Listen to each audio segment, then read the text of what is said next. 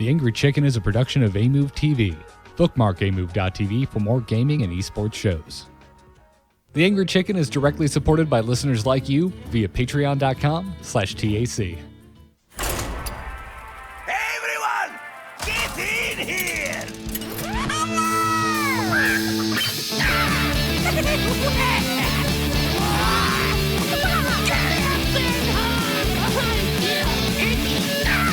Ready for action!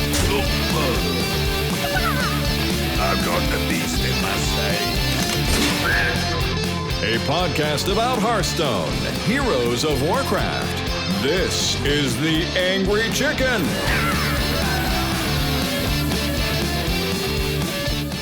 Greetings and welcome back, everyone, to The Angry Chicken. I'm Garrett Weinzerl, here as always with Dills and Jocelyn. Welcome back, you two. What's up? It's Excited to talk about some Hearthstone, man. There's a lot going on right now. There is quite a bit going on. At the same time, too, a big interest in what is not going on. But we'll talk about that. In a second or two. But before we get into that, just how's your Hearthstone week treating you? It's been good. I've been back trying to do my 15-game try-hard sessions because I haven't been able to do that in a while. Like sit down and just do 15 games in a row, right? And play a good deck. Although the other day I did take kind of a challenge. I'd heard on Firebat's stream, or maybe it was Omnistone or something like that, where he said you can kind of put whatever cards you want in Rogue and it'll still be fine. So I just took like the Rogue shell, the Tempo Rogue best deck with 2 ofs of all the things.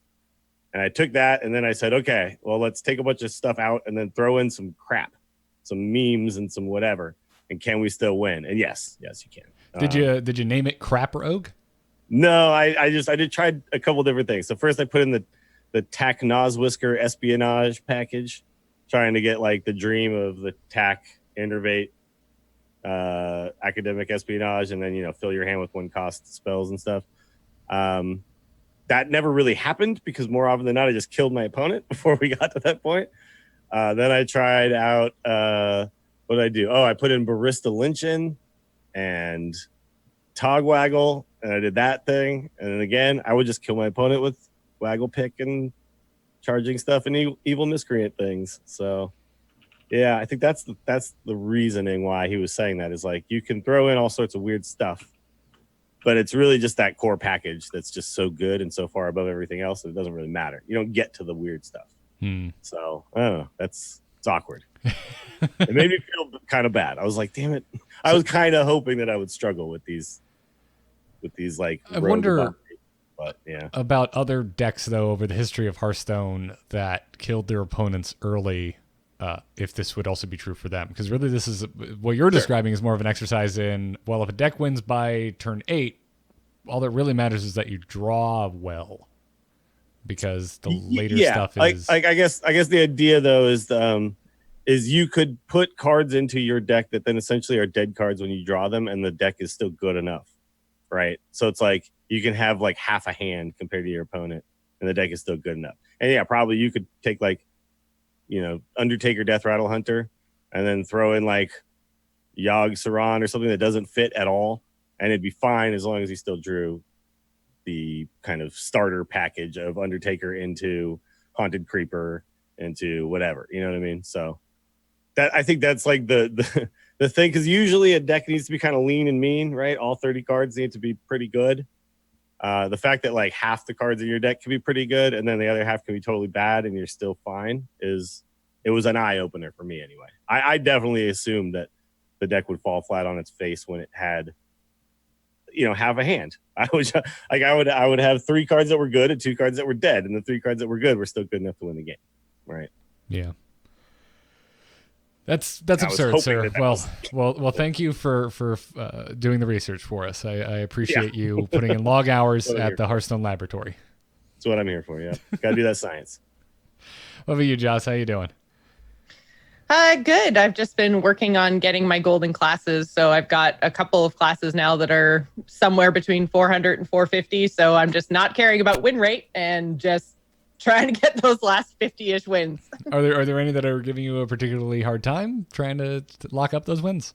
Mage hasn't been too bad, but Warlock is not having a good time. Yeah? Are you playing Zoo? Yep. Okay. Apparently, according to HS Replay, Zoo is like the best deck in the game right now, which I don't believe. According to HS Replay, Zoo is always higher than I think it is actually. Yeah. Like, and I know HS Replay, it's hard stats, right? Like it's hard stats. They got an API. Like, but when I play it in practice, it's always like, no, this is so close. This is so much closer than I like my latter games to be. Like, I feel like I haven't been able to consistently carry with Zoo for quite a while now. Like, it's not a bad deck, but it's not terrible. It's just, it's not Rogue. right.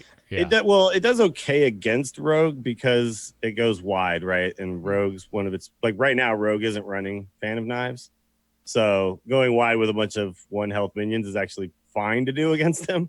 The problem, though, is they also do make lackeys that discover Fan of Knives sometimes. But I find that it's good against Rogue, but the Rogue counter is Warrior, and it sucks against Warrior. Oh my God. You cannot beat Warrior. Yeah, I'm finding basically that like anything of worth that I would be trying to get on my board just doesn't really matter versus they're killing my face. Mm-hmm. So, and it's terrible against Warrior, but. Well, you also, you tap down your own life total. Yeah, exactly. Life total. Yeah. Yeah. So it's like they only have to do like 20 damage instead of 30, and they're just like, oh, here's my 13-bit attack Van Cleef or whatever, and it's just like, oh, my face. Yeah, it's kind of the boat I've been finding myself in as well. But it's my own fault, though, because I'm specifically playing classes that maybe aren't as good, and I'm just playing to try to get my wins, because I'm playing Shaman, too, and just, like, spamming Murloc. So, like, I'm not playing Warrior or Rogue, so I don't expect my win rate. So are you finding more success with Murloc Shaman or with Zudlock? Well, I'm finding more fun with Murloc Shaman. I don't know why, but Murlocs they make me happy. So I'm playing them. I think it's all the McGurgles, but I don't know. There's just something so throwbacky, I guess, about Murlocs.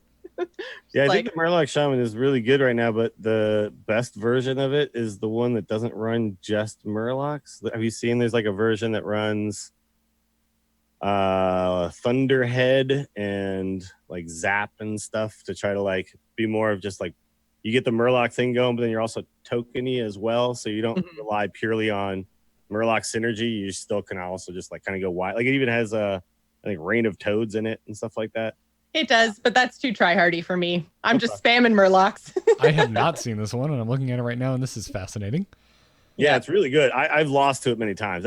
I first came across it because somebody played a bunch of Murlocs and then played a Thunderhead, and I was like, "What the hell are you doing?" Okay, that's not a Murloc, good, actually, because then you zap my minion and made 2/1/1s that rushed, and I have no board, and you have a 3/5 that I can't kill. Dills, you need to tell me about these decks. Yeah, I've been wanting to play Murloc Shaman, but I didn't crack the legendary, and I don't believe in the archetype enough to spend the dust on the legendary. So I'm gonna go play this version. Actually bad, honestly, because the Murlocs are cheap enough already. Like it doesn't really do that much, I just love the getting him down and then having the engine of the dude on board that gives you more Murlocs, and then you're just like, and then I play this one, and then I play this one, and it's just like a constant. The underbelly angler thing. Yeah. I do. And I cracked him, so I didn't actually craft him, and he's just fun. Sweet. Yeah. Well, I'm gonna try. I feel like I'm having fun instead of grinding. Like my rank is total crap this month, and I'm just like I don't care. If you're listening to this on the download, everybody, I'm adding a link to the deck list to the weird Murloc deck that Dills just Murloc Overload deck. Yeah. Murloc Overload. Then there's also a Shutterwalk Murloc thing I've seen. There's all sorts of stuff going on. You can take the Murloc package, the base Murloc package, and then just add a bunch of other stuff. Because like if you just have that lean mean version of it, they are pretty good together, and you don't have to like rely on everything working. The problem, because like when you go all in on Murlocs, I'm sure you found this, Jocelyn. You lose the board, and then you never get back on it. Oh yeah, then I just concede and move on. There's just no way to ever fight back. Like no. If I'm ahead, I am kicking your butt, and I'm staying ahead, and my Murlocs are getting healthier and more attack and blah blah blah. And then it's like, oh, you AOE'd my board. Okay, I guess I'm done. Yep. But see, you just have to lean into that when you're playing Murlocs. It's like I get one shot and either I high roll or I lose, and I'm fine with that. Then I just get a lot of games in. And when you high roll, it feels really good. Just sounds like Murloc Mage all over again. Maybe I should. Similar, very similar. Maybe I should craft a legendary. Anyway. Murloc Mage had the advantage of like fireball and stuff. Yeah. Like Murloc, I guess you can put in like lava burst and things like that, but yeah.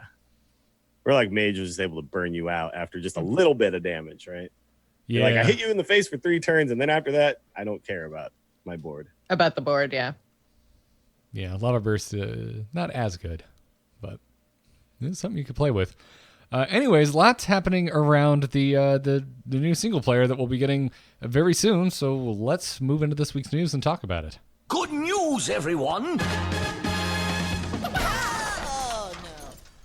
So the Dalaran Heist, which is the name of the upcoming single player solo adventure for Hearthstone, is the hype machine for it has officially spun up. We got the video that was announced by Dave Kosak in the subreddit, went up. We also got the first trailer for the adventure with all the bad guys dropping in like it's a game of PUBG or Fortnite, or you pick your battle royale into Dalaran second. And then we also got honestly my favorite one, because it's just so dumb, the live action Rafam on the streets of I didn't catch where they were, talking to really confused people that have no idea who Rafam is, and it tickled me pink. I actually oh my god, you should watch it. I actually laughed out loud. The last couple he talks to, and he's like, "Ooh, she doesn't want to be a villain." I'm like, "Oh my god." My favorite was just don't let your schemes be dreams. Like I snorted. Like coffee came out my nose. It's so cheesy. Like yeah, I'm assuming it was a bunch of cheesy ridiculousness. Here's the test if you will find this funny or not. Like, do you find the humor in single player Hearthstone anything even remotely giggle worthy? You'll like this trailer. Go watch it. It's very much that sense of humor. But oh man, I had a great time with it. It's right up about that. It sounds like exactly the kind of comedy I like. The like awkward comedy. It was so awkward in delightful. the best possible way. Yeah. I loved all the shots too of the people like walking away from him, like kept turning back and being like, "What?" That just happened? By the way, I liked the whole like Uther in an office stuff that they did. I actually thought those were funny. I mean, they definitely weren't as funny as they could be, but I was like, this is a cute idea. I'm okay with this. And like, the one where like Uther's calling shotgun, like there was just stuff in there that was like good. And those were not my favorite, but this was funny. Sure. I thought those were like missed opportunities, but if people hated on it like it was like awful, and I was like, it's not that bad. It's like, it's awkward, all I remember about that at this point was doing an impromptu Angry Chicken at the last Nerdtacular that happened, and Justin Robert Young sat in on it, and the audio quality was terrible, but it was one of the funniest rants I ever heard anyone go on that hated something so bad, and it was just Justin and Joss just dumping on those shorts, and it was one of the it was way funnier than the shorts were, by the way. Was listening to Justin and Joss dump on those shorts, but this was good for me. I remember really enjoying the Arthas interviewing for a job at Team 5 back in the Frozen Throne expansion, and I like that one too. This is right at that level. It's great. It was really funny. Go watch it. But let's actually talk about freaking Dalaran Heist, because we got all of the details basically regarding the upcoming solo adventure. 2 chapters are going to be available May 16th. The first one is going to be free for everybody. The next chapter can be unlocked immediately for either 700 gold or $6.99, or you can just buy the $19.99. This is all US currency, by the way, bundle that just gives you all 5 wings as they come out week over week for the 3 following weeks. Yeah, so you first get 1 and 2, and then 3, 4, 5 will be one a week, right? Yes. Yeah. And so each chapter is going to correspond to a different location in Dalaran, and each location will have their own what they're calling twist, like a sub rule set that kind of pervades over the entire chapter. The example they showed was in Violet Hold. There will be imprisoned minions, which you'll be able to mouse over and see, and after X amount of turns, they will activate and kind of join the fight. I saw Grim Patron in there in Violet Hold, which is publicly enemy number 1 as far as I'm concerned in Hearthstone. That should be in Violet Hold. No, actually, I guess it would be Yogg Saron. Yogg should be, although we're mixing metaphors. It seemed like they're just kind of random. They didn't make them actually like minions that would be prisoners, which I kind of assumed when I first saw that. But like watching the stream today, there was like, random stuff in there. It was just like, wait, shouldn't they all be, like Yogg Saron or like Cthulhu or something? Well, Crazy, not old gods, but like think like next level down. So you've got some like demons and and dragons and stuff that are in Violet Hold, right? Yeah. So that's what I kind of assumed, but then it was just like, oh no, there was just whatever. I wanted to be a really scathing meta commentary on some of the most problematic cards that Hearthstone has ever seen over its entire history. Like just unnerfed Undertaker should be in there. Chat room saying unnerfed versions of cards should be in Violet Hold, which I love the idea of that. That's dope. Oh, that's a missed opportunity. Yeah, the more I think about it, that would be amazing. Like imagine that happen. Like you get in there and out comes unnerved Warsong Commander with a Grim Patron. You're just like, what has science done? Be so good. But I mean, at the same time, a lot of the nerfs had to do with things that are like battle cries, so a whole lot less effective. Like unnerfed Yogg. Yeah, they could. Well, but they can have the battlefield go off when it enters the battlefield. Yeah, that's true. That's true. Yep. Like all of a sudden, it busts out of the prison and just starts casting spells everywhere. That'd be sweet. That would be good. It just breaks out and just random crap just starts getting cast. That'd be amazing. Yeah, I'd be very into that. But that's not what happens. Whatever. So boo to this whole thing then. Listen, just because we came up with the best idea ever in the history of Hearthstone doesn't mean that this isn't also cool. Yes. No, I'm very excited. Yeah. I'm also really excited about the loadout system. You're going to be able to like customize so there's 9 classes to play as. They're essentially represented as the classes we know in Hearthstone, but the art for the heroes are henchmen. But you're also going to be able to customize them. Like you'll be able to unlock different hero powers as an example. Like you're not just stuck with the base mage hero power or the base rogue hero power. You will be able to unlock other hero powers and other ways to alter your class before you even start your next run by completing what they're calling like mini quests or, things like they gave the example of freeze 3 minions or 30 minions or draw 100 cards. These will start unlocking permanent options in your loadout for your classes, which I think is really cool. Yeah, it's very roguelike, the whole thing. They're like adding more and more aspects of that game style, and that game style is great. I mean, if anybody's played Slay the Spire, it's just like so fun to have a different experience doing kind of the same thing every time, right? And that's what I hope this offers, but hope what makes me feel like it's like, oh, I do want to press this button again and play it again, which is what I didn't get out of the last set of solo stuff. So it really does feel like this is enough things that like there are enough additions and enough ways to alter the experience each time that it is going to do that for me, right? Especially they did say too that it'll remember where you are, right? So you can play this for a little bit on your phone or something, put your phone away and like rejoin. So if that's the case, that means that'll be the way I play on my phone probably all the time, because I never want to queue regular games on my phone in case I end up having something happen and I lose a star and I feel terrible, right? So like all this kind of stuff makes it feel like this is the way I will play on my phone. Unless you really trust your Wi-Fi. Well, yeah. which at that point I'm home. Couch on my phone, I will do that. Yes. Right. But like, okay, when I'm bartending, sometimes there's no customers, right? So I hope your boss isn't listening, Dills. But if one person comes in, I'm in the middle of my game, like that game is over and I've lost, right? So should you be like, making sweet ass lemon twists in your downtime, Like, nah, man, I do. That's all done already. Up your garnish game. I want like a lemon cut into a bird that actually moves its wings. That'd be amazing. Sure.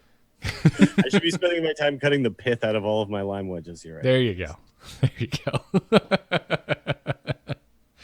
I am excited about the 27 different hero powers, though, because I mean, it's very reminiscent to me of like WoW specs, and it's something we've talked about so many times. It'd be really cool. And like, I don't know how balanced all of these are going to be for like actual ladder play, but it's something I would like to see in Hearthstone proper, right? Is the ability to go in and change your hero power from the start of the game, but not in a crazy Genbaku way. Just in a like, I include a card that makes me a Frost Mage. I include a card that makes me a, I don't even know, Demonology Warlock. Like my hero power is now summoning imps instead of drawing cards or something. But like something like balanced and fun that, you know, helps out different archetypes and stuff. So I'm not sure what all these hero powers look like. They might be totally OP in normal, standard, and wild Hearthstone, but yeah, like it'd be cool to say, you know, I'm a tank mage or I'm an aggro mage, right? Like, and have a hero power that suits my playstyle. I'm just in regards to how it's applied to the single player here. Like that's so many hero powers. That's so many combinations. I mean, obviously not so many because a lot of those are locked to class specific. Well, each has their own class specific, but that's still so many. That's such a major added layer of replayability. Something that I think all three of us kind of got to the point where we thought a lot of the dungeon runs were lacking once we got our first taste of dungeon run. And it goes even deeper than that. We haven't even talked about deck manipulation yet, but you're going to be able to like change out cards in your deck in the middle of your run through non-combat encounters. You're basically going to be like meeting up with tavern owners and trading cards with them. You're just using a single player currency system. Yeah, basically it gives you like a certain amount of gold to spend and then some cards that cost certain amounts of gold, and you can decide which ones to use. And some of them are things like there will be like 4 minions on your side and 4 minions on their side. And like one of them I saw was, you know, for 1 gold, I could purchase a minion that was on the other side of the board and add it to my deck. Right. And there's another one where it was like, show me 4 of the minions in my deck currently, pick one to get rid of. So like there's still a little bit of RNG and variance in there, but it's like if I have a bunch of cards that I don't want that are in my deck, you know, it's like if I got a bunch of Goldshire Footmen in there, I could be like, okay, give me a chance to get rid of these. And so, yeah, which is that's huge in roguelikes to be able to dump the dead weight, right? Because you start with some weaker cards. As you move into like the later stages, your deck is super powerful, but you still have those cards from the beginning. It's like, now I don't want these anymore, right? And I remember I hated when that. Can you actually go and do the loadout system? Like, is it just at the beginning, or is it any time during your run? Or you start the run, the bartering type thing that happens with the bartenders, that happens during the run. But the loadout is like I pick this before I start. Right. Not all the options are available to you right away. At first, I think you're just stuck with the original hero power, and then you kind of unlock them as you play. Okay. And then there was like the 4 different starting decks too, right? So I imagine those are locked out too. I think it's all progression based. Yeah, like you kind of start with the basic thing, and then. Well, how your deck starts, my understanding is that's another thing that's unlocked through the mini quests in addition to the hero powers that you can kind of manipulate like your starter deck. But your options for those are again behind a progression wall. But you'll just kind of naturally do those as you're playing. Yeah. So. But as for like the deck manipulation, like running into these Tavern Keepers, I'm not entirely clear on when, but to me it seemed like they were at predetermined points in the run. Yeah, similar to like sometimes you pick a treasure and sometimes you just pick a set of 3 cards, you know, in dungeon run.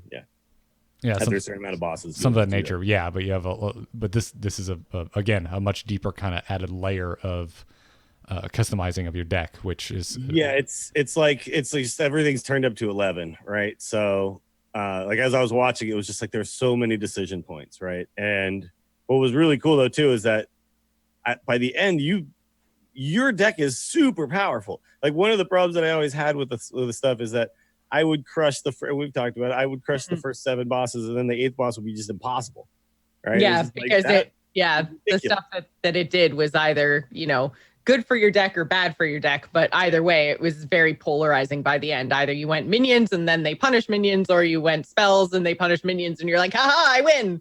Yeah. It just felt like unfun to me to just then have to have wasted all of that playtime, right?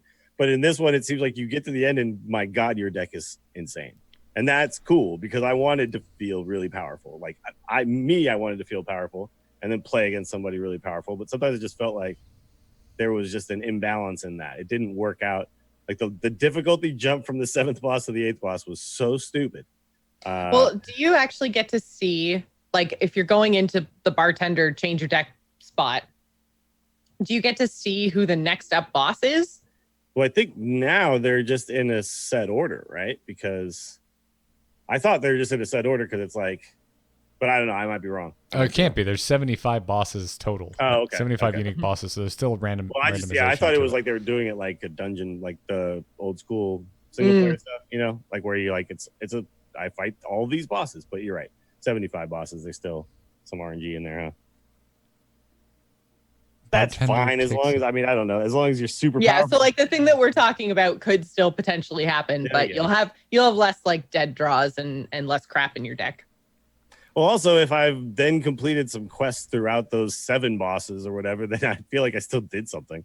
Like the problem with the other stuff was it felt like I literally did nothing, right? Yeah. That's like I did 7 bosses and there's no reason for any of that to have happened, right? That's a good point. Yeah, I've gotten really oddly back into StarCraft 2 co-op, and I lose sometimes because sometimes I'm bad, sometimes I get matched with someone who's bad, sometimes we're both bad, and yet I'm still getting a ton of XP and unlocking like the next level of perks for my co-op commander, and it's great. I didn't even think about progression as a feeling like in the terms that you're talking about, Dills, but that you're totally right. As long as you see a little bar moving, right, you feel like stuff is happening. Yeah. And that didn't feel that way at all in the dungeon run and the monster hunt. No, it felt really binary. It was just like either I win or I lose at the very end of it, and it felt like there was I had very little control over it. So to me, what is making me excited about this is that added control. There's so much added control. I have so many more factors now that I get to make a choice on to up the power level of my run. And I like that. And it actually is the kind of thing where I think there's enough customization here that actually kind of triggers that part of my brain that's interested in a higher difficulty mode. We're gonna find out. We haven't been able to play it yet, unfortunately, but this is really piquing my interest the closer we're getting to this. And now that we've had all these details come out, and I can't believe I'm saying that. It's freaking single player. I'm actually excited for it. I'm definitely more excited about this than I was for the Rastakhan stuff. Like I still haven't touched the Rastakhan single player. So but this seems more fleshed out, more interesting, more replayable, like a game within a game, which makes me happy because then I don't feel so bad about paying for it, you know? Like this seems like a card roguelike I'd pay for. Yeah. Like Dills, you mentioned Slay the Spire. Like that's what this feels a little bit more like. So and you're gonna get cards. You're gonna get packs. Like it's I don't know, it's just not so that cost will be like the cost is kind of once you play it. Yeah, and we were offset is the word I was actually looking for. And I know last week we were talking about like why did they wait so long, and now I feel kind of dumb because now it seems almost sort of obvious, like because this feels good now because it's been long enough since I dropped an obscene amount of money on pre-ordering card packs that I'm like, oh, $20, whatever, that's fine. Like it doesn't feel, if this was like right up against the launch, it would have just been sitting there like, I don't know. I guess I could have tried it still. If you give me stuff like this and then package in competitive viable things, like it always feels a little better. Like I actually just bought some bundle in Magic Arena that was like a bunch of that, now they have like card alterations that you can apply. I don't know if you guys have seen this, but you can basically like, click a button and then your Liliana looks cooler, right? But it was like a set of those, but then they're also like, and some gems for a decent price. And I was like, oh, well, if you're giving me gems too, like, yes, I will buy this. So it's like, as long as you bundle up some other stuff, like some packs, then I'm just like, yeah, okay. Aesthetic stuff is great. It's like, I never bought the stupid Hunter and Warrior hero. Sorry for people who love them and whatever, but it was just like a card back. No, that's not enough for me. You be nice to my Illyria, okay? She is so much cooler than Rexar. But I mean, if they had packaged 5 packs plus the hero plus the card back, I would have been like, oh yeah, I'll buy that right now. which They didn't do that, I so think I they've said- gotten better about. I mean, we've had quite a bit of bundles since that have been very good prices for the amount of card packs that the you got. newcomer bundle and all Yeah, that we've stuff. gotten gold packs. We've gotten guaranteed legendaries in some cases. On even some of the cheaper ones, those are usually starter bundles that we can only buy one of. But they've been trying. I'm certainly still sitting here wanting my like full card art variants in my Hearthstone, but I'm not sure I'm ever gonna get it. And also, hey, Detective Pikachu, I got robbed with my card pack. I wanted my full art Mewtwo. What the hell? All I got was a freaking Jigglypuff. By the way, we also saw the card that is going to come with this Zale Shadow Cloak. It's essentially whatchamacallit? Fizzlebang? Wait, what is it? Whizbang? Whizbang. It's essentially that, but evil decks. So you put it in your deck. It's a one Evil. card deck, and it gives you evil decks, which I'm assuming are only the evil classes. So it'll only be those 5 classes, I'm guessing, but it'll probably be lackey based things and stuff like that. But it'll be interesting to see if those decks are actually cool. Like they're not recipe decks; they're something else. Huh. I hadn't assumed that it was going to be the quote unquote villain classes, but that does make sense with the theme of the expansion. It'd be weird to give you a paladin deck and call it an evil deck, right? Mm-hmm. But I guess that depends on your personal opinion of going up against a paladin deck. Sure. Well, in this specific story of Dalaran, the paladins are not evil. Fair. But well, the other thing too though is you got to remember in the single player run there's a henchman for all 9 classes, which is like the evil version of those classes. Like the paladin art actually looks pretty hilarious. That guy looks like he's seen better days. But that's cool. I completely forgot about the free legendary. I know I saw it go past because I think the delay reveal it. Someone got to reveal it. And I don't remember. I just saw it on Reddit, but okay. Yeah. yeah, it's a golden version that you'll get when you purchase the entire thing of like all 5 wings. But you can just craft the non-golden version if you want to. If you're like, I'm not buying the stupid wings, but I still want this card, you can go in and craft the 1600 dust version. I think it's uncraftable in golden though. Gotcha. So kind of like the ETC card, the Yeah, promo from BlizzCon, and Like you can only ever have it if you went to that BlizzCon, right? right. Well, you can craft the non-golden version, but the golden Yes. version was exclusive. Yeah, that makes a lot of sense. Well, that's cool. That means the decks are going to be golden too, which means lots of shinies. Oh yeah. Yeah, I like it. Well, then we haven't talked about Anomaly Mode yet. They said this is going to unlock when you're finished with the chapters, which is essentially going to add a random effect that persists through the entire run. So kind of like a Hearthstone affix, which I like. But the example that was shown was one that both players start the game with 10 hallucinations in their deck. Like I'm kind of curious moving forward if there's other ones that like make the game significantly harder, because we do have heroic mode, if you want more of a challenge, but I like affixes. I kind of want affixes that try and murder me. Yeah, like I don't want these effects to all be like easy mode now, right? It's supposed to be at that point. It's supposed to be even more challenging because you've beaten it. So, yeah, it's going to be kind of interesting. Well, yeah, I he love did the fact say that they that give us one where they're like hallucinations. We're like, we don't know what those are. Thank you. Wouldn't it just be the rogue card hallucination? Maybe. I assume that's what it Maybe it's was. Literally that card. Did I assume incorrectly? I don't know. I mean, it could also be like these are hallucinations. These are like things that happen when you draw the Cards card. that aren't cards? Straight up be the card hallucination. I don't know. We don't know. Yeah. But yeah, like the anomaly mode stuff. Didn't they say that there's things like this that are small alterations, and then they range all the way up to like full on tavern brawl type alterations to the game mode? These random effects there's a scale basically. Okay. Good. I guess I glossed over at that point. I guess I was still thinking about how much Anomaly is supposed to be like this, not stupid mode, but like the fun silliness, and heroic is supposed to be like actual hard mode. Hachikuma in the chat room uses the term wacky.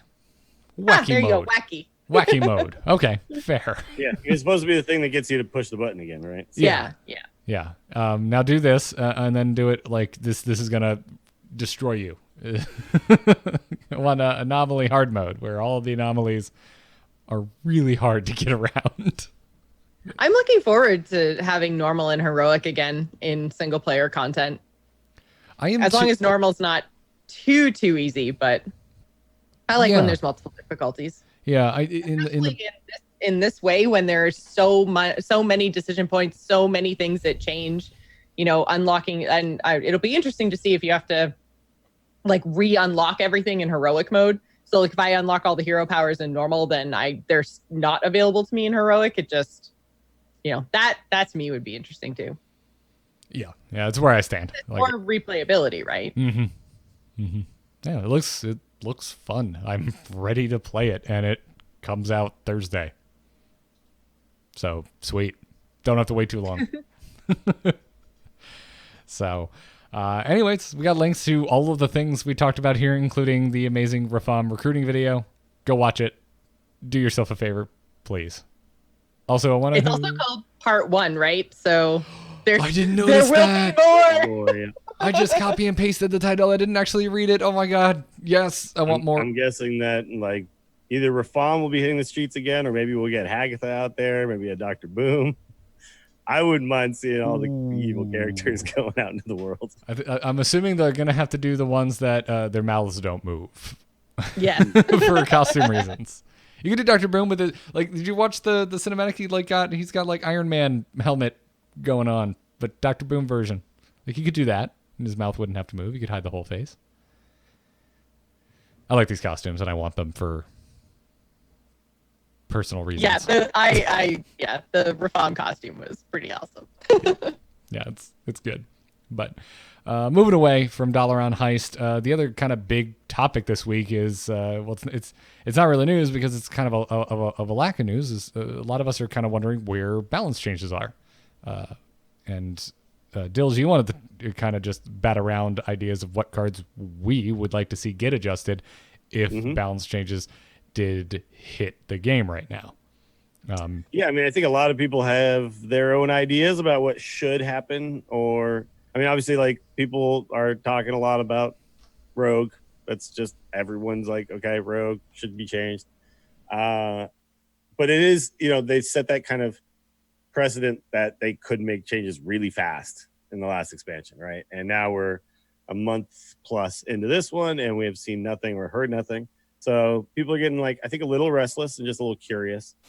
Ixar actually did reply to the Reddit post about, where are the changes, right? Or at least where's the announcement of changes by saying, well, we're not going to announce it until we know what we're going to do, which obviously makes sense, right? They're not going to say, hey, we're probably going to do stuff. Just letting y'all know, because you can't do that. Like, you just can't announce a probably when you don't know, right? So yeah. The other thing is, with the last expansion, it was the last expansion of the year. They knew very quickly that Rosticon didn't have the impact that they wanted it to. No, yeah, we didn't have a rotation to go. Yeah, so Yeah, I feel like if you look at, I put a link in the show notes to the Vicious Syndicate most recent data report, and like the classes almost swapped in terms of popularity, right? So it's like the rotation and damn it. I tried to get it and tell you that your mic was doing the thing again, but Am I better? you are. Is it a hard? I'm so confused. I don't mean to break the fourth wall, but is it your noise gate? What is it? No, I literally have to unplug my interface and plug it back in again. Yeah, That is so weird. This used to happen with an interface I had too. It's just a weird thing. Strange. It's just super annoying. I'm sorry. Oh, that's all right. So what was I saying? Right. So the classes have actually swapped in terms of popularity. So the rotation and Rise of Shadows had an impact on the meta. We're now seeing classes on top that were on the bottom before. So, I mean, it's really hard to make a call at this point like they did in Rosticon. Well, Because there's been legit movement, whereas Yeah. when Rosticon came out, it was very clear what was kind of at the top, right? And even though, yes, everyone says it's definitely Rogue, it's like first of all, there are counters to Rogue. You can actually, it's tough. The problem right now is you can't counter Rogue and Warrior, or like Rogue and it's like you have to kind of pick your poison. But what that means to me, and like what Ixar said, is sometimes there's definitely a best class that has no bad matchups, and then the meta is built around it. And that's a problem. But when there's multiple counters to things, the meta has a kind of rotating feel where people counter this, then people counter the counter, then people counter that counter. And it kind of feels like there's constant motion. So when you log in every day, things feel a little different and fresh, right? But when there's always like the one best deck that everybody has to counter and that never changes, and even the countering of it means that you're not beating it more than like 50% of the time, then you get what's a stale meta, which is kind of what his point was. So that's when they like to step in. Yeah. And I do kind of feel like you don't always have to only step in then. Like you can also step in when it's just, hey, maybe we could just tweak down a couple of cards. To especially when we're talking specialist as our format. So I would like to see a tweak down, not necessarily an overhaul, right? I don't think we need to throw cards into the dumpster and light it on fire. I think we just need to bring some cards in line, right? I mean, they haven't really been doing that. It's been a long time, I think, since they kind of just drug a card out back. Yeah. Like they're not starving buzzarding all these cards. Right. Or, I mean, I already made the joke of Warsong Commander. Like, that was an absolute murder. That card is still completely useless. And will you know never when it's see actually play. okay, though, is when you get a 1-mana-1 from Academic Espionage, and it's just it's the only way to make that Not card helping fun. Dills. Damn you with your facts. Well, it's just funny because it's like also worth the other pointing day out. it happened, and I was like, oh yeah, that's still a card, isn't it? Yeah, I and it also Kind want of ish, technically. Yeah. It's also worth remembering that yes, we got Nerfs very close to the release of Rastagun's Rumble. I mean, Rastagun's Rumble came out on the 4th. Thank you, Google. And the patch came out on the 19th of December. But the patch that hit on the 19th was addressing a lot of cards that had been problematic long before Rastagun. Yeah, they weren't Rastakhan cards. Yeah, Yeah, this they was- didn't touch Rastakhan. Yeah, it was Wild Growth, Nourish, Level Up, Serenite Chaingang, and Leeching Poison. So, Yes. but then we also got the really early February patch as well. So we had two rounds of nerfs land during Rastakhan's period, which just felt good. It felt really good, and we've said multiple times that we liked that cadence of updates and would like to kind of see more of it. And I actually don't even think that outside of Evil Miscreant, any of the Rise of Shadow cards should be touched at all. I think they're all very interesting and cool. Miscreant, I think it's a little overtuned as a 1/5. I also think so. I think there's two possibilities with Miscreant. I think it's a very cool and fun card, but I think it's a little overtuned. Its win rate is a little out of balance with it's just like the best, most important card in your deck when you're playing Rogue. Well, and it's also kind of seems like the 1/5 body, it just doesn't even matter because what you're doing is bouncing it for lackeys, right? And so No, but the because 1/5 it body- has no way, the 1/5 body matters a lot because you can't kill it. well, It's and that's sticks what I around. was just about to Yeah. say is that the reason that it matters is it sticks around so long so that they can bounce it. But it's not Yeah. like they're using that one attack for anything. Well, it just But- gives you so much tempo whether you bounce it or not because a 1/5 just sticks around and ends up hitting 2 things or 3 things or dealing 4, 5, 6 damage because it just never goes away, right? Then the rest of the time you're like trying to kill other things. I think it's weird that it's a 1/5 that gives you 2 really good cards. That can then interact with that 3-mana 1/5 really well by Yeah, evolving it or exactly. giving it more attack. Yeah. They buff its attack or they turn it into a 4-drop or you know what I mean? It's crazy. So like we used to play this friggin' 3-mana 1/4 that gave us a taunt minion, and we used to play that in all sorts of decks. And now we've got this 3-mana 1/5 that gives you 2 sweet cards. I think make it a 1/4 or make it cost 4 mana. Both of those things would be fine. I Because think lower its health is my vote. Yeah, either one is probably fine. I just think it's a little out of line, right? Like Waggle Pick, it's not Waggle Pick to me. That's the problem. It's friggin' Dread Corsair. That's the problem, right? Because on turn 4, I play like on turn 3, I definitely draw 2 Dread Corsairs and a weapon like all the time because of Raiding Party. Then on turn 4, I play that and 2 3/3s with taunt. A 4/2. I play a True Silver Champion and 2 3/3s with taunt, and then my True Silver Champion bounces a Leroy later on. Like it's just I don't know. It's like the whole thing is a little overtuned, and you could just tweak a couple things. So I actually think Dread Corsair they should make it cost 5 mana because it in itself isn't a problem, but it probably limits design space for weapons, right? Because Waggle Pick itself isn't a problem, but if you can combine it with 0 cost 3/3s, that's a little crazy. But what if those cost 1 and you couldn't play those on exactly turn 4? So there's like a lot of small changes I think we need to see in Rogue that would add up to it just being back in line with everything else. Like, my exhaustion is currently, I think, getting more and more aimed up on prep because I'm just kind of done with that card, and Frank and Leroy too. At a certain point, like it's not. It might not be the number one thing that makes that deck go, but it's certainly a piece of the puzzle. Well, all the classic rogue cards are classic and basic rogue cards are right. All the preps and the backstabs and the Van Cleefs and the Dread Corsairs you mentioned too.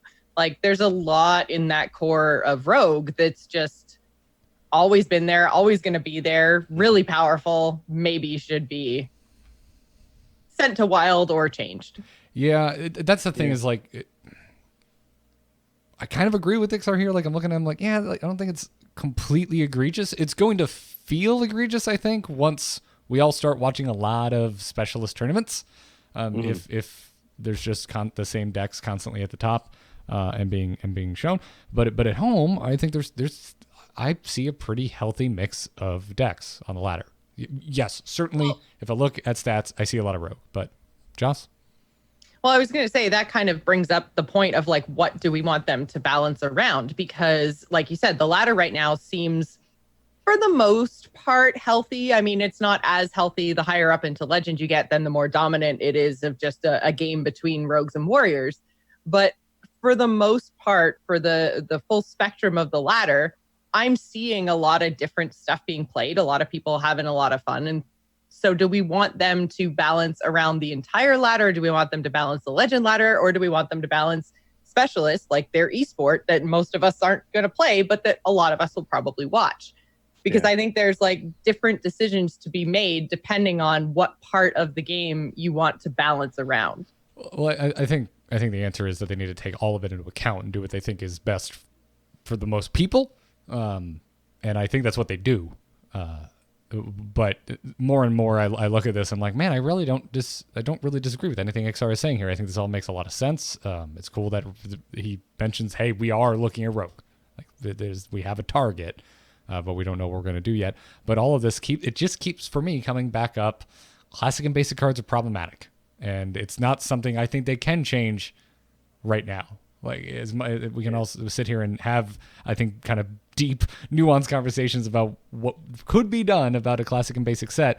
But I don't think it's the kind of thing that can be changed in the middle of the year. I think it's something that they would have to pull the trigger on during a standard rotation. And it's a forever, it changes the game and the face of the game forever if you make that decision, right? But I do hope they do, because like I wouldn't care so much about prep if it rotated in and out of the game, right?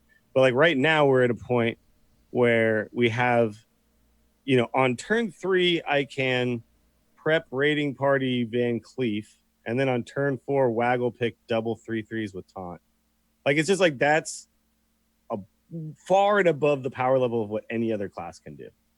And obviously, like there are things like Mage can elemental evocation a 2-mana giant coin Conjure is calling it on turn 4.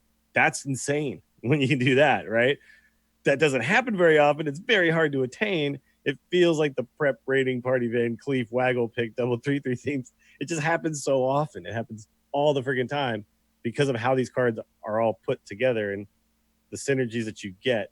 And I think that's the issue, is like if prep had rotated out while Raiding Party was a card, it's like no one would ever care about Raiding Party. They think that card is totally fine. But it's just like the existence of this card in perpetuity means anytime a card like this comes along, the existence of Dread Corsair means anytime a card like Waggle Pick comes along, it's like, oh crap, everything is out of whack all of a sudden, right? And so yeah, it's like you don't have to nerf prep if we can just move it for a while. Yeah. And I do like the idea of them moving but not being gone forever. Like, yeah. If Ice Block came back now, that would be fine. It's been long enough that we haven't had to play it and now, or play around it. And, you know, bringing that interaction back into the game at this point would probably be a lot of fun. So I like the idea of having a basic and classic set, but maybe making it twice as big as it currently is and just rotating cards in and out of standard. Mm-hmm. Yep, I'm with you. It's funny because I'm trying to think of like outside of Rogue what cards concern me, and I'm not finding a lot. Like Ziliax is the most popular card by far, but it's just such a cool and well balanced, interesting card. I don't think anybody's like got it on on the tip of their tongue when it comes to what needs to be changed, right? Mm-hmm. When I look at win rates of specific cards, there's not a lot of things in there that I'm finding like, oh, that card definitely is horrible. It's just it's just this rogue set and how they all work together that you just can't not look at, right? It draws your eye. Like, this seems like the most powerful thing in the game. I want power spikes. Like, I like Conjurer's Calling a lot. I really like the fact that you have to play around this stuff. If a mage plays a giant, you better kill that thing, right? Mm-hmm. I want to have that knowledge of like, okay, I can do this to counter that. Oh, I didn't counter it. Or, oh, he's building up cards, power spike. This is where their power spike is. But it's like Rogue just power spikes over and over and over again. And then I was going to say spike is key there, right? It should be a spike. It should be an up and then a down if you can deal with it. Mm-hmm. And Rogue is just, they go up and then they go across. Yeah. They're like, oh, you actually like, it's amazing when you can actually deal with their stuff. And then the next turn they're like, more stuff. And you're like, what? And then you look at their hand and they're like, oh, and I still have 7. Yeah. You're like, how? How do you have all this tempo and cards and value and everything? Raiding party. Yeah. That's how. Yeah, it's when aggro decks have card draw, it's scary.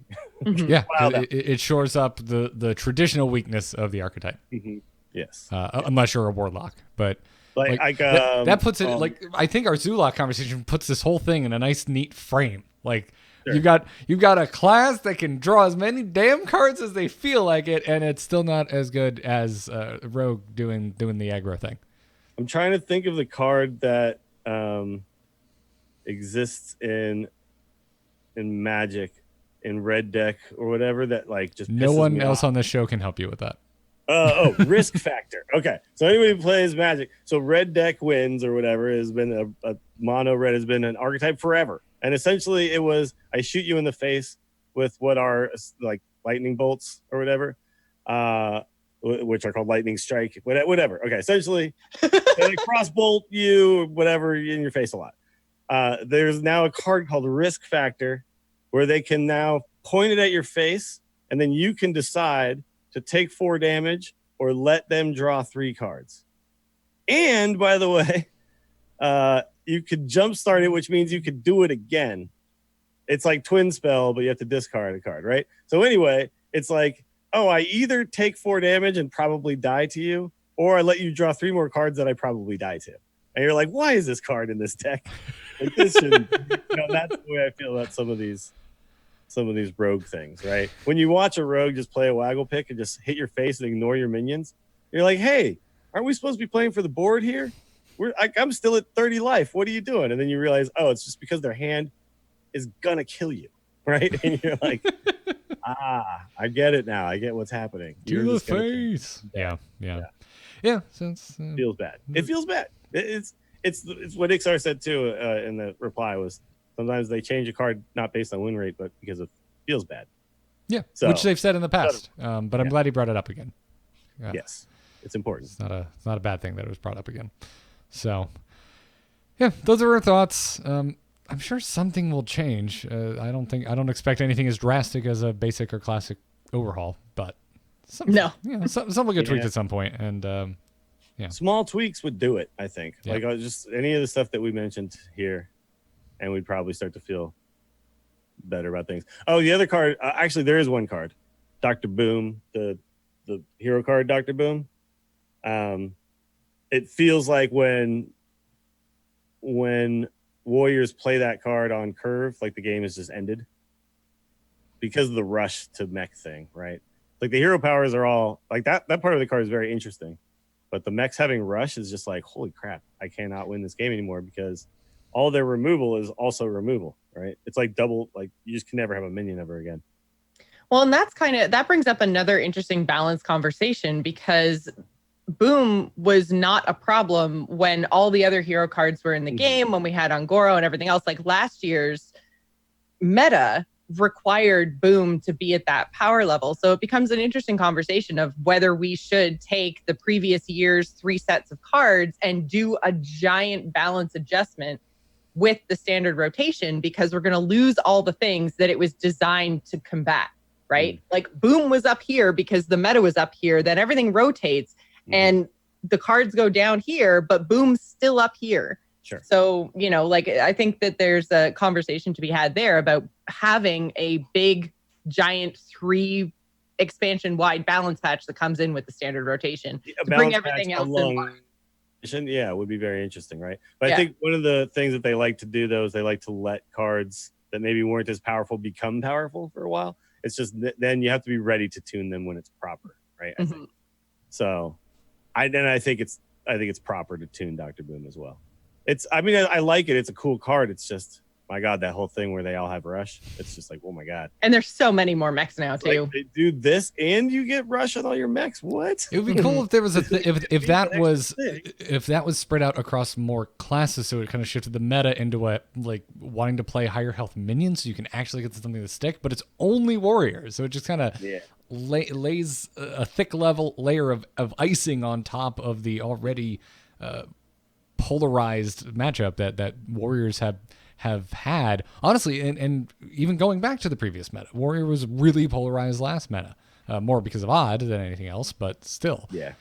It's one of those things too where I believe that's a card that forces warrior down a specific path.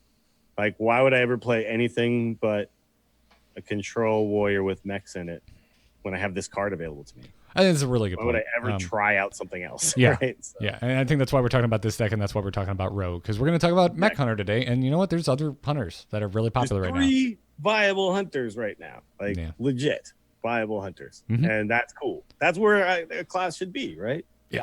There's multiple ways to do it.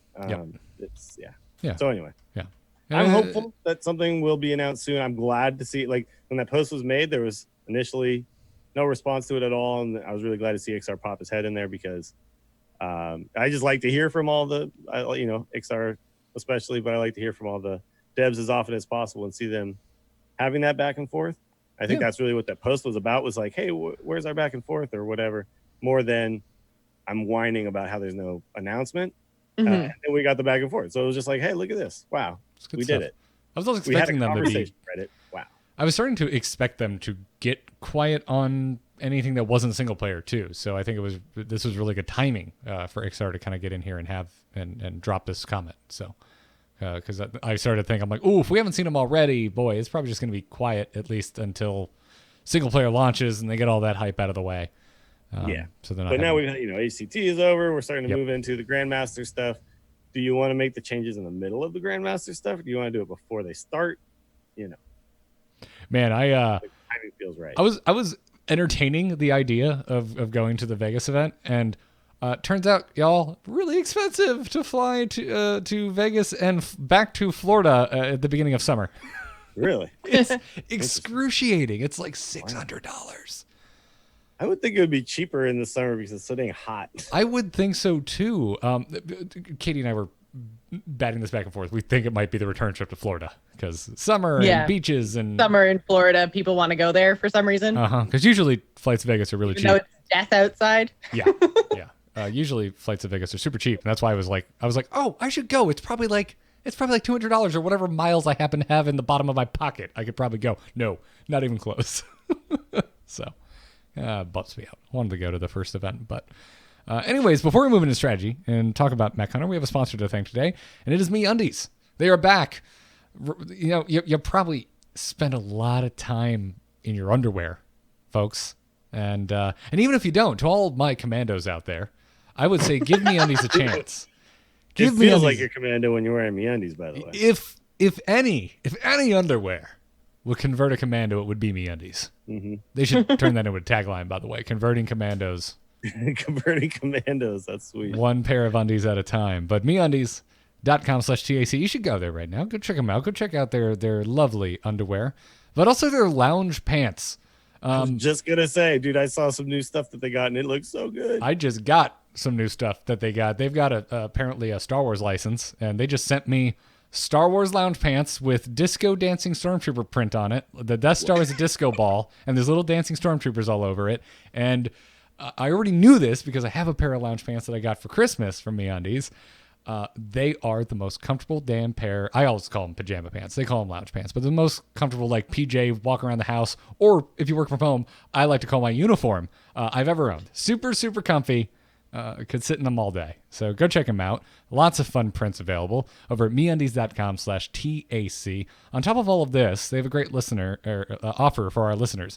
Any first-time purchasers, when you order MeUndies, you're going to get 15% off and free shipping. And you get that just by going to MeUndies.com/TAC. Again, that's 15% off your first pair, free shipping, and a 100% satisfaction guarantee when you go to MeUndies.com/TAC and let them know that the Angry Chicken sent you. It's great. It's a great deal. You get comfy underpants or loungewear, and you support your favorite Hearthstone podcast. What's not to love? Win-win. Yeah, check them out. Now let's talk some Mech Hunter. Hit it very hard. Wanna blow something up?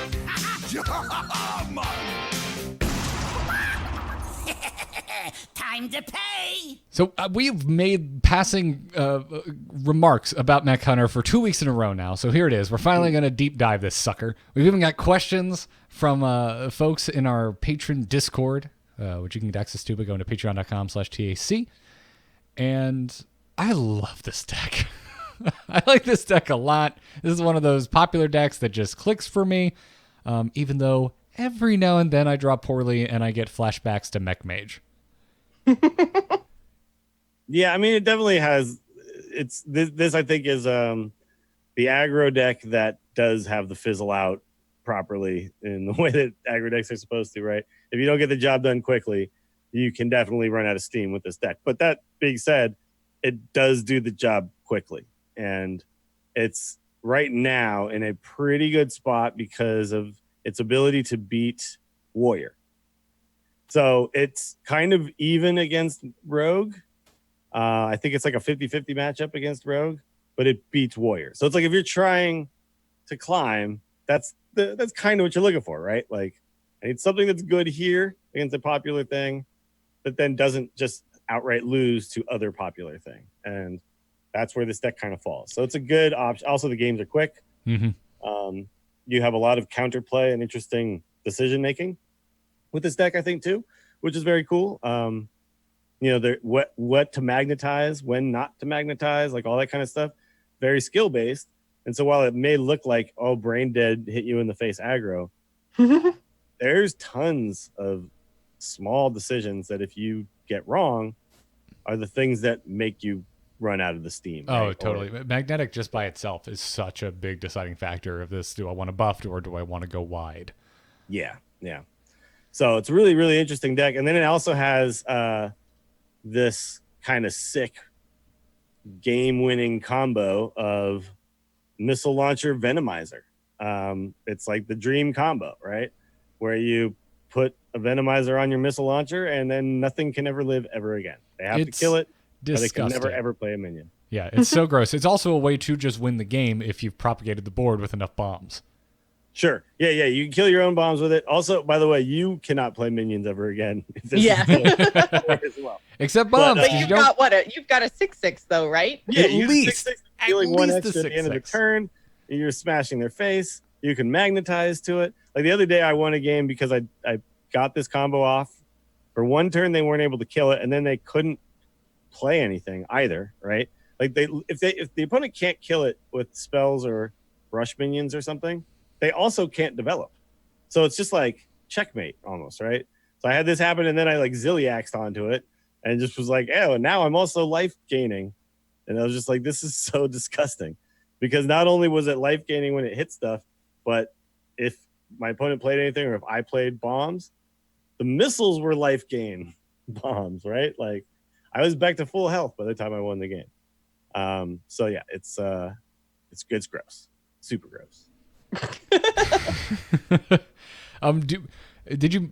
I know you mentioned that it's good matchups against basically everything. The outlier is Shaman and I believe Nomi Priest. If I head over to matchups, and that's like you said, it's really good matchups against everything popular.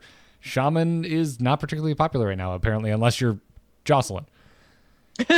Yeah, I mean, and also it's matchups against the Shaman, like so Murloc Shaman, it's 45% it says, which isn't like awful, right? It just still means there's a lot of game. It's just you're slightly unfavored. Nomi Priest 48.8, still a game. You're slightly unfavored, but everything else. Anything that's in that 45 to 55 range, like those are the fun back and forth kind of matchups that you want. I think it's when you get into the 60 range, 60 40s, like okay, it feels like I always win or always lose this matchup, right? Yeah. But Shaman just isn't popular right now. Like it's not because there's no viable Shaman decks. It's just they're like tier 2, tier 3 plus. You know what I mean? Like, and that's means that they're not going to see a lot of play. So you're not too worried about your worst matchup. And like I said, you can pretty much beat everything else with proper play, good decision making, and obviously drawing the right cards at the right time. Did you ever play this when 9 Lives was a popular inclusion? It has kind of the 9 Lives version of the deck was much different. It was more of a value style deck that went a little bit late with the what's the card? It's 7 mana 2/2 pops out of 7/7, or 6 mana 2/2 pops out of 7/7. It was more of like it had spiky turns in the late game. You could still technically try to play 9 Lives in this because things like Spider Bomb are pretty sweet to be able to 9 Lives. Mechanical Whelp, thank you. There it is. Yeah. And like that deck was a little bit more, it was oriented around beating Warrior because it would make these threats that Warrior couldn't just remove because they were death rattle threats and stuff, and then bring them back over and over and over again. This deck is a little more lean and mean and low to the ground. So I don't think it has enough sweet death rattles to warrant the 9 Lives, but it wouldn't be a terrible card. I don't think so either. I was playing a version that it didn't have the whelp, but it had I think it was running like a one of a defender of Argus, and it was also running Whirly Glider, so it had more ways to create bombs. The problem is most of the time what you do with the 9 Lives is you'd get bomb death rattle, spider bomb death rattle, and what's the other one? 4 mana guy. Replicating Menace. The one that creates. 3 aren't as powerful as a 7/7. Yeah, the 3/1/1 microbots. Yeah. The other thing I noticed because when I was originally playing this, I was playing a version with 9 Lives in it, is that I didn't like how 9 Lives dictated the order of my magnetizing. Oh yeah, so you have to be careful with that because if you put the sweet death rattle on second, technically that minion is still whatever the first half of it was, right? Yep. Like the magnetic minion is always its original version. Yeah, and once you learn that, you can obviously play around it, but it still dictates it. It's still in the back of your mind going, oh, it feels bad to magnetize my Spider Bomb onto this minion because my 9 Lives won't then pull my Spider Bomb later on in the game. Yeah, I don't get the Spider Bomb death rattle in my mind. Yeah, you don't have to worry about that in this deck. By the way, the other thing about this deck is it does really well against the Giants Conjurers Mage that's gotten really popular. Since the last show, like we actually kind of talked about it on the last show, but since then that deck has seen even more change. And by the way, that version that I brought, the Drill Mage thing, did become the most popular version, more than the Dragon version. But now they're putting Sea Giants in there as well. And they're doing all sorts of other weirds. Like it's getting more and more refined. Like RDU got rank 1 or 2 with it, and Asmo's been like really high with it for a while, and it's just all over the friggin' place. This deck is sick against that because Venomizer kills that stupid giant when they play it, so you don't let them conjurers call it, and Spider Bombs kill it too. So it's like you have so many ways to deal with it, and most of the time aggro decks do not have ways to kill giant minions without sacking a bunch of little dudes, right? But this deck can do it, and that's a huge advantage. So yeah, give this deck a try, guys, if you are looking for something to climb quickly and not feel like any matchup is unwinnable. It's definitely got game against everything. Yeah. So we have a couple questions we pulled from the patron Discord. Chinchasso wants to know how this compares to the fairly impressive Secret Hunter that's dominating right now. Yeah, this is like we were talking about earlier. Like Hunter has 3 distinct archetypes right now, which is cool. And Secret Hunter is has been on the rise and is now, like, if you follow something like HS Replay, has overtaken Mech Hunter, and Mid Range Hunter has kind of been falling down. This is something that I meant to mention when we were kind of talking about the overall meta, is that it's also still shifting, which is why I'm not as bored as I feel I usually am at this point without balance changes. Yeah, actually, so I think technically, if you look at just rank 25 to everything last 30 days, it's like still Mid-Range Hunter that's out in front. But they're, Mid-Range Hunter got really weakened, even though, Master's Call is still a super sick card. They lost, like, losing Dire Maul and Crackling Razor Maul was like a massive hit to that deck, right? So the Mech Hunter kind of like filled in that spot because all of a sudden things like Galvanizer were like good again, right? But the Secret Hunter, I think, technically might be the most powerful Hunter once it's all said and done, as far as this actual Rise of Shadows pocket of time. That being said, it's still so early on in it being popular that it's not well defined yet. Whereas I think this Mech Hunter has kind of been refined down to a pretty solid deck. So we'll see. Secret Hunter is very good. Trump, I know, popularized it when he was playing it really well and getting good results. I like both decks. I do think when you play a secret-based deck, you give your opponent an opportunity to outplay you. If they play well around secrets, then the secrets are less effective, right? So that's I guess one reason why I might pick Mech over secrets is just if I'm playing against good opponents, I expect that my secrets aren't going to be as good.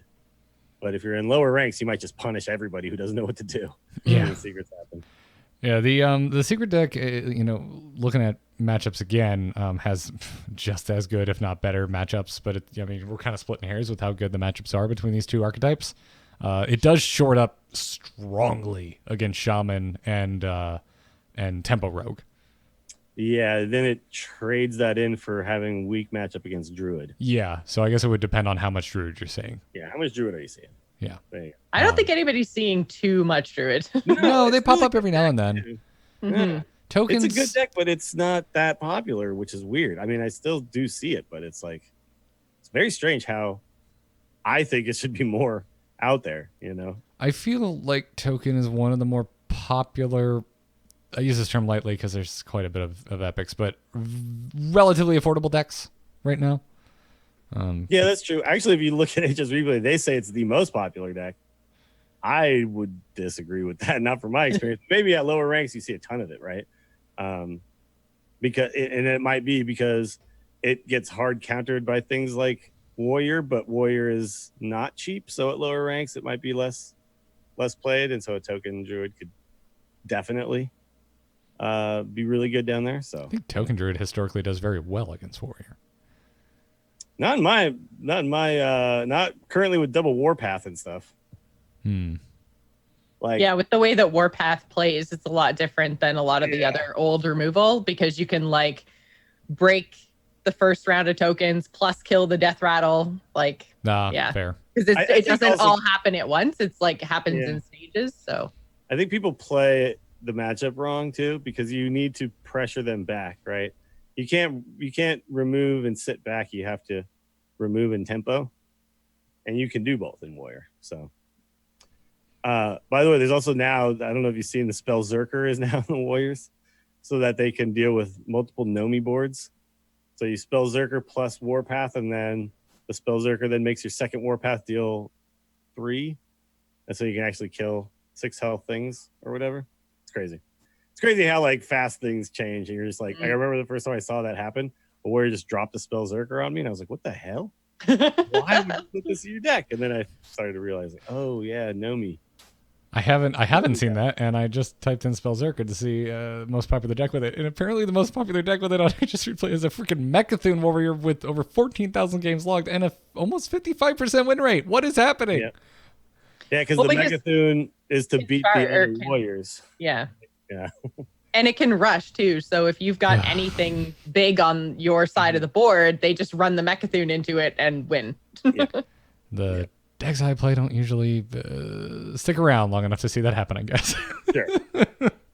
Yeah, but it's like you can play like any of these decks. Like I had a mech hunter game that went to fatigue, and I was like, what is happening? It's like just things play out so crazily in today's Hearthstone world, and there's so many variable matchups and all sorts of things. Like if you start to learn them intricately, you can play them in many different ways. Like I was kind of playing a value game at that point with this mech hunter. I was like, how did this happen? How did I get into a value game with this deck? But yeah, I that's one thing I'm finding about Hearthstone lately is that there is a lot I don't know every day. That by the end of the day, I'm like, man, I actually learned stuff today. Because there definitely was a time when I would play the game and I'd feel like I just grinded 15 games. And, I just did the turns and made the plays and whatever. But it's like at the end of 15 games, I'm like, man, I had not seen that scenario before. And now I have. And now I know, like, what I did was wrong there. I'll do it that way again next time. There was one more question. I saw it in the Discord that you answered it personally, Dills, but I'm sure there's other players who may have a similar question. But Adder Noir said, I played a fair amount of this deck back to the Mech Hunter now, and always found Galvanizer to be fairly weak, as I often just had too few cards in hand to discount. What are your thoughts on alternative tech choices? So, yeah, I would never take out Galvanizer out of this deck personally. I think it's just core. But I also think the question made me think that maybe the person was thinking of the card incorrectly for why it's in the deck. It's not in the deck as like a value generation type of card, right?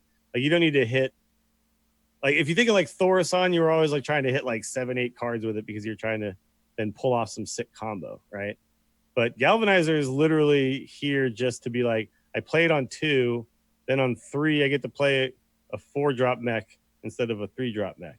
Yeah, right? It's just like it's tempo. Like, yeah, even if it hits 1, it's helpful. Yeah. And I think people hold on to it too long. Personally. No, yeah, you should literally, if you have it on 2, play it, and then your next bunch of turns are way stronger. Like one of the strongest, if you look at the mulligan win rate for this deck, Mecharoo and Galvanizer are literally 1 and 2. Like you want those in your opening hand. You want to get off to a fast start, and then you just want to punish your opponent and push face damage.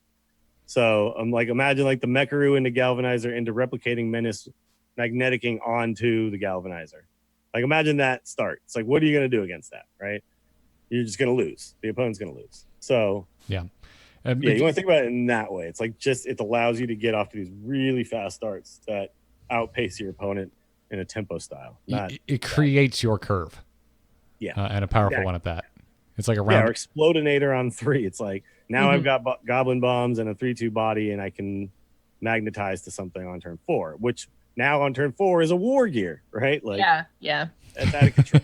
Yeah, it's silly. And sometimes on turn 2, you do have enough things in hand, and it's just gross, and you win the game. So. Yep. Mm-hmm. Yeah. So just think of it as it's just a thing to just do as quickly as possible, and then start punishing your opponent for not having the ability to keep up. Yeah. So before we move into crazy game stories, we have a new sponsor today, Third Love, and I'm going to throw to you, Joss. All right, guys. So I'm going to give you a little bit of an education in bras today. I know you're probably super excited about this, but so the thing about bras is that there's first of all, they suck. But second of all, they've got 2 different parts that feed into the sizes. So you've got like the band that goes around, and then you've got the cups. And it's really, really hard to find what's going to fit you properly because a lot of our bodies are very, very different. So what I love about Third Love is that they don't only have all the sizes that you're used to. They've actually brought in half sizes, which is amazing. I mean, that just seems logical. Right? You have half sizes for shoes. Why not half sizes for boobs? Because there's a really big difference between cup sizes in traditional bras. So Third Love is like, screw that. And they brought in half cup sizes, which is amazing. And then to actually figure out, because again, this is something unique to Third Love, to actually figure out what bra size you're going to need, they have this really cool, really fast quiz you can do online. So you answer a few questions about your sizing, what you're currently wearing, and it's super, super fast. Takes I think it took me less than a minute to actually complete it. And they have data from 12 million women. So this isn't even a super out there or nothing quiz. It's they have a lot of data backed that has informed their bra styles and their bra sizes. And you basically just fill it all out, and it takes and I know this is probably getting a little bit too far down the boob train for you guys, but just stay with me here. I wasn't aware there was a boob train. There's actually different shapes to boobs. Not everybody's boobs are the same shape. So you've got sizes, you've got shapes, and the quiz talks about all of that stuff and uses it to fit you into the perfect style and the perfect size. And if it's not the perfect style and perfect size, then they have 100% fit guarantee, which means you have 60 days to wear it, wash it, try it on with all your different clothes. And if you don't like it, you can return it to them, and then they will donate the return bras to charity. So it's really fast, really easy to do returns and exchanges. So I've really liked using Third Love. It's, like I said, fast and easy, and bras that come in more sizes than big and small. So if you guys think that Third Love is something you'd like to look at, they know that there's a perfect bra for everyone. And right now they're offering our listeners 15% off your first order. So you can go to thirdlove.com/tack right now to find your perfect fitting bra and get 15% off your first purchase. That's thirdlove.com/tack for 15% off right now. 60 days is a very long trial period. It's a really, really long trial, especially since you can just wear it, wash it, all the rest of it. You don't have to worry about what condition you're necessarily returning it in. They want you in the right bra, which it makes it's a big deal, you guys. So I'm curious actually, because this is something I don't know. Would a bra change, like a pair of shoes, the first day you're like, oh, these are so uncomfortable, oh no. And then the second day you're like, oh, these are fine actually. Never mind. Does that happen? Oh no, you totally break them in for sure. Okay. Yeah. Yeah, so then you need that time. That's exactly. Well, great. Go check them out. thirdlove.com/TAC for 15% off. We thank them for their support. And we thank you for sending in crazy game stories, because we're going to take one right now. Is the whole world gone crazy? You're in trouble now. You got it!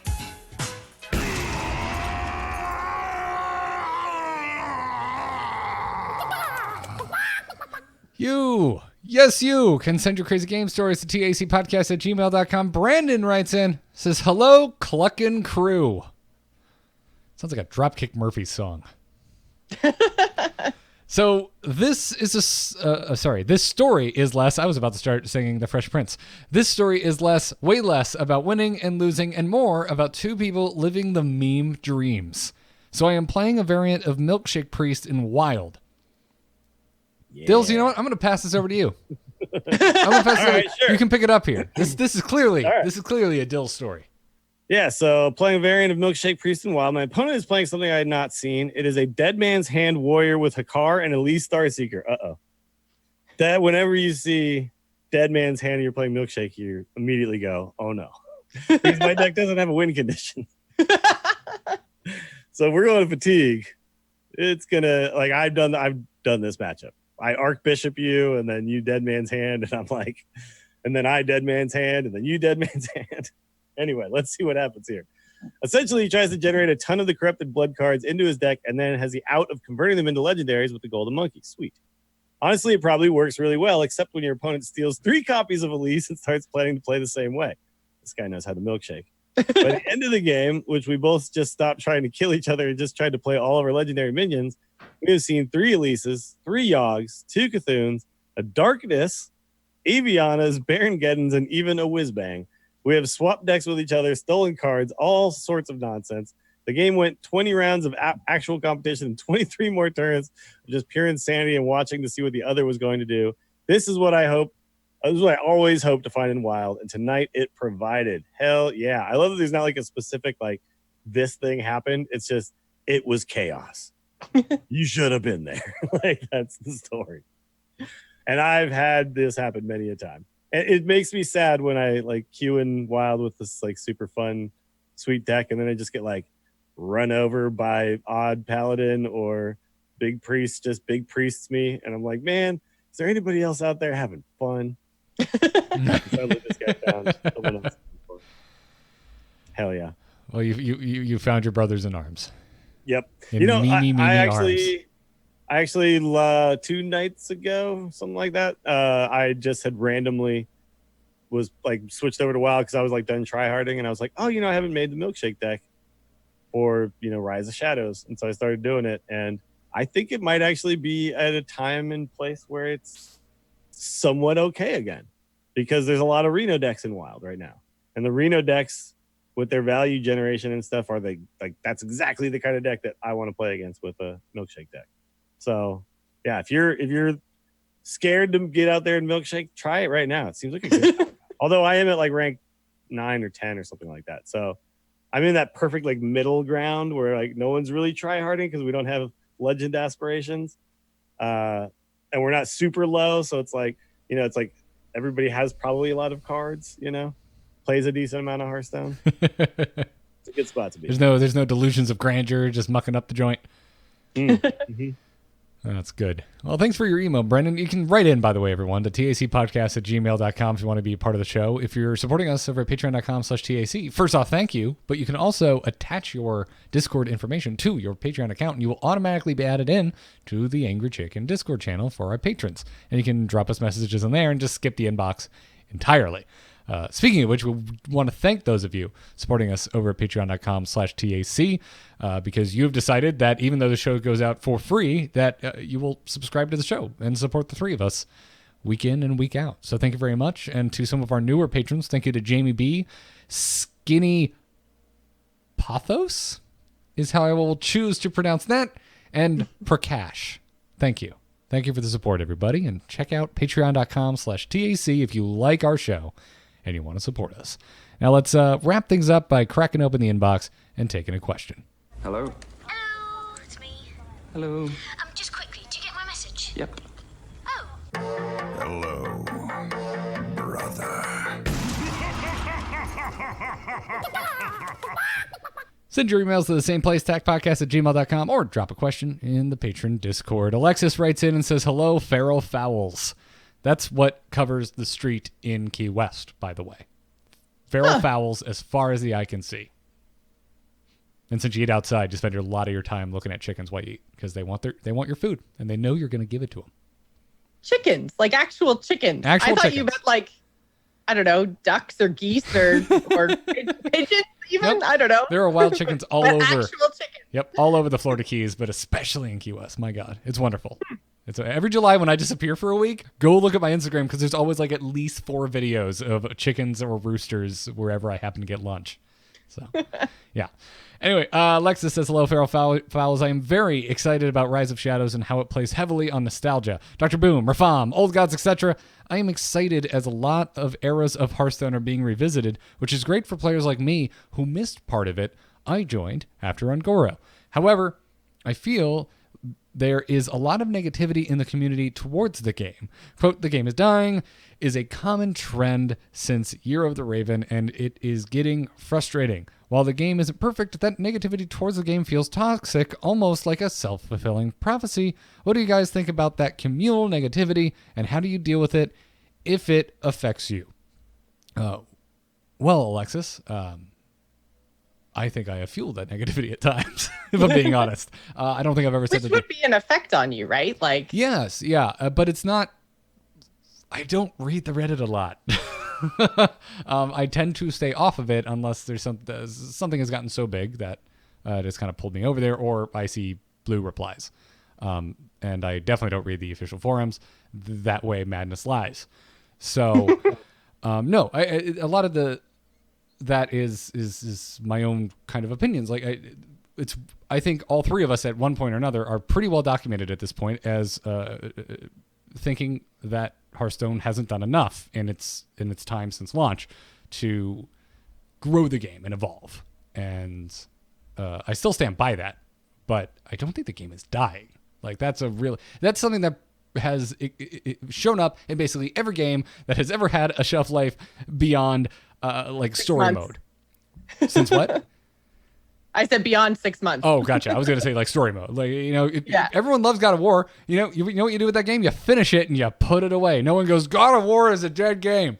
Well, no, it's a story game. You play once and you go through. Maybe you do a new game plus or you try a harder mode or whatever. That's on you. But for games as a service, that gets thrown around all the time, and it couldn't amuse me more, especially right now at a time where I have rediscovered my love for StarCraft 2 esports, because Christ alive, that game had dead game thrown at it so many times. And now I'm sitting around watching it thinking it's the greatest esport in the history of competitive video games, and just kind of laughing at now 4 years ago when I put StarCast to bed, when everyone was like, dead game, that's the worst, StarCraft 2 is dead and all we care about is Brood War. Like, it's still going very strong and has a very dedicated fan base. And Hearthstone definitely has a bigger fan base. Like, there's no question about that. So I find the declaration of dead game or dying game to be absurd. Yep. It's definitely like not at its height, which every game will have a peak, and that peak was Frozen Throne, right? Which was also WoW's peak, by the way, because it's something about that Lich game that everybody seems to like. But yeah, WoW's a really good example though, because like, yeah, sure. WoW peaked, but it's still going. It's having its 15th anniversary soon with a super popular MMO. Like, yeah, exactly. So by a long margin, like a huge margin. Just because I think, if anything, I kind of like playing games after the peak, because then it's like the people that stick around are the people who actually like really truly love the game and love the experience and want to be part of the community. So, I mean, sure. Yeah. You may not be at the peak, but this is a better time, you guys. Better time. I don't understand. Yeah. Like, if I'm only playing the most popular game, doesn't that just mean I'm like a follower? Mm-hmm. You know what I mean? Like, if I only play the most popular thing going at the time, like if I just keep jumping ship every time something new and hip is out, like, well, and you never get invested in anything either. You don't get invested in a game. You don't get invested in a community. Sure. Like, I don't know.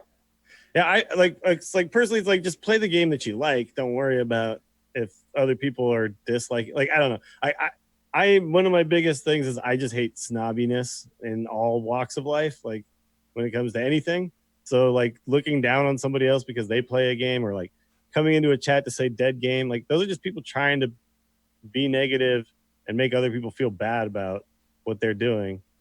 And it's like, no, screw those people. Like, there's something wrong with those people. Like, if you want to make other people feel bad, there's something wrong with you, man. Like, if you're just like sitting here having a good time playing the game that you like, then yeah, you're doing right by yourself. The only person who should matter when it comes to whether you like Hearthstone or not is you.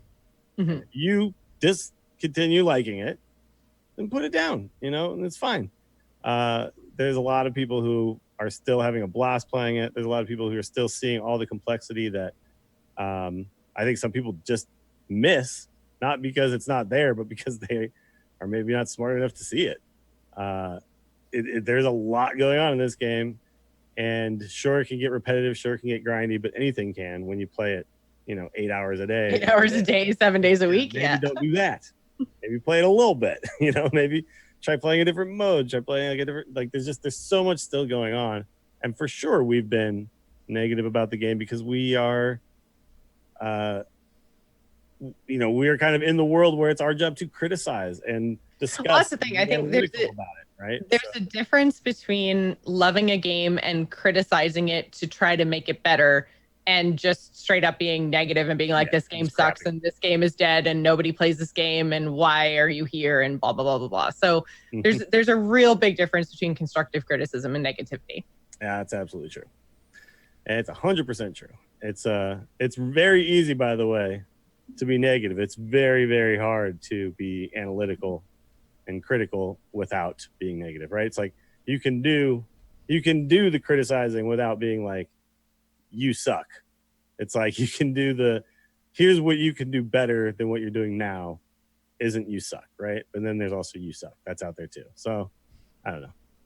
I hope that we're the first. I hope that we're the former, like that we're being critical in a loving way. And I think we do. But But yeah, there's always going to be people who are just there to ruin everyone else's experience, right? That's just unfortunately part of the internet culture in the world. Maybe just human culture, I don't know, but definitely part of internet culture.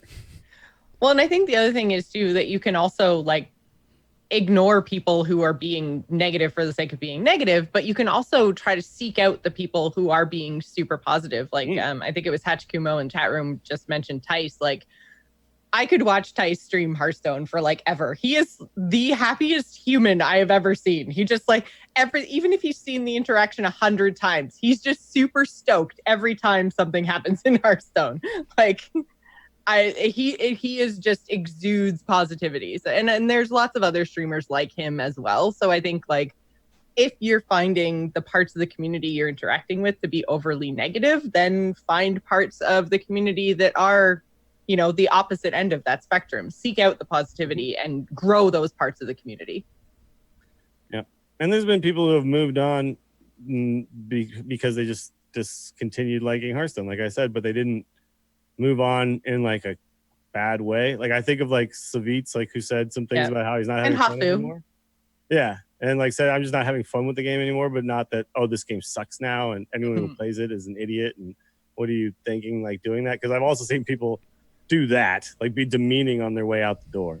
And that's ugly. And like, I hate seeing that. But it's like, it's definitely something that might run you. This game might run its course to you. And that's fine. We've been seeing that happen a lot in Heroes of the Storm. And Kyle calls it like breakup tactics. Like what kind of breakup do you want to have? Are you the kind of person that has to like burn it down on your way out? Like, oh, I never loved you anyway. You're the worst. Or and I slept with your brother. Like, hey man, be an adult and walk away. Yeah. Like, I mean, our example is we stopped doing the Brawl show because it's not really the jam for any of us. So instead of forcing ourselves to talk about a mode we don't particularly care for playing, we just stopped doing that branch off of the show. And yeah. Actually, Chad just mentioned Dog coming back. Dog is in the Grandmaster thing, right? Yeah. So of course. But also he came back. Like I remember watching his stream and people were like, why aren't you playing auto chess anymore? And he was like, well, I just really like Hearthstone right now. Like, I actually like it again. And it was just like, oh, okay. Well, that makes sense. I mean, if you just like it, then okay, welcome back. I really think multigaming is just healthy. Like, you just got Yeah. A lot of streamers feel like they're locked into playing one game because they feel like their viewership is based on that. And there is a lot of evidence to that, right? Yes, there's a ton of it. Again, like when you swap games, you lose viewers, right? But I think you will ultimately lose viewers and have your stream die out if you are not enjoying what you're doing anymore, right? That becomes very obvious to people. Like people want to watch someone having a good time. That's one of the reasons Tyson's stream consistently grows in the Hearthstone world. He was one of the top 10 streamers on Twitch a couple of weeks ago. Yeah. Like across all of Twitch. Yeah. Which is awesome. Crazy. But like there's a lot of streamers who like have, you know, gone down that negative rabbit hole, right? And people will get turned off by that. Yep. So, you know, I say more power to you, Dog and Savitz and whoever who's decided to switch games, right? Like that's important. Like your day-to-day mental health is important. And if you feel like you're playing Hearthstone and you're not enjoying it, yeah, dude, don't do that. You shouldn't spend any day of your life like doing something you hate. Do what you love, man. And if you love Hearthstone, do that. And don't let anybody tell you different. Those people are wrong. You just, that's nice, and continue on your merry way. So, but thank you for the question, Alexis. Keep the questions coming. tacpodcast@gmail.com or drop us a question in the Patreon Discord if you support us on Patreon. That's going to do it for this episode. Thank our patrons one more time over at patreon.com/TAC supporting us. Thank you very much, especially our producers, Declan H, Sean C, and Cheesy Bob. Thank you so much for the support. You can check out the whole back catalog of episodes over at amove.tv. Every single episode you can go back when we had no idea what we were doing except playing Rogue, which means things haven't changed that much, I guess, because we're just playing Rogue again if you want to win games. So, but come full circle. It has. Although we're not just we're not coining Scrub anymore. No. Yeah, it's not coin Scrub. It's not refresh your hero power to make it a 2-weapon or 2 damage dagger. Nope. But we are Still still prepping. We are definitely That's true. still We're still prepping we are stuff. still Yeah. casting preparation. That is still happening. But And some of us are still playing Gadget Sands. Yeah. Yeah, go check all of that. If you can watch the back catalog on youtube.com/amovetv. And Dills, I would say you're pretty consistent with your look, your style. But it's like like Jocelyn's hair is a palette. You'll just see all the colors of the rainbow if you go back through all the old episodes. And mine is just like Edward Scissorhands is my barber. Like the hair just continually changes form and shape. It's just all different kinds of hedge sculptures. It's great. You should go. Well, I've lost sleeves throughout the period. Oh, that's true. Yeah, you're I right. used to have sleeves. Yeah, they're all gone now. No more sleeves because you moved to Texas. Yeah, You figured that it was out. mostly when it happens. Yeah, Taking your sleeves off. That's like a cheat code for living in Texas. exactly. You get to Texas and they rip them off at the border as you cross. Welcome to Texas. Please hand in your no. sleeves. I'll have to keep that in mind for the end of the month. Yep. Oh, that's right. You'll be in Texas. You're For a gonna be in whole like week. Texas though. Yeah, I'm Dallas, man. I'm in Austin, Texas, which is like, yeah, it's Texas. It's pretend Texas. We got a good barbecue. Enjoy the barbecue while you're there. Oh, I will. Sure. Eat at least one pork product a day. Anyways, before we go, Dills, where can folks find you and your sleeveless shirts? You can find me on Twitch. I'm twitch.tv/WillyDills, and Twitter is @WillyDills. And also, you can check out the wrestling podcast I do, 100 Wrestling, on all podcast apps and stuff. And me and my co-host Lane are now considering doing some Magic content. So if you are currently enjoying Magic Arena, we might have some stuff in store for you pretty soon. I'm very excited about it because I've been playing a lot of it.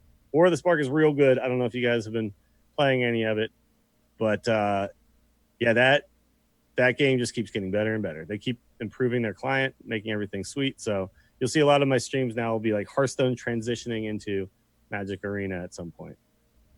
Very cool. Jocelyn, what about you? Hi, you can find me on Twitter and Twitch. I'm @JossPlays, and very soon on my general gaming podcast, Gamers In, we're going to be doing a deep dive into the Days Gone story, which is what I've been just playing so much of. I can't put that. Really good. I'm really enjoying it. It makes me wish like I had. differing opinions, but Yeah. I'm glad to hear someone saying that they really like it because it looks cool as hell.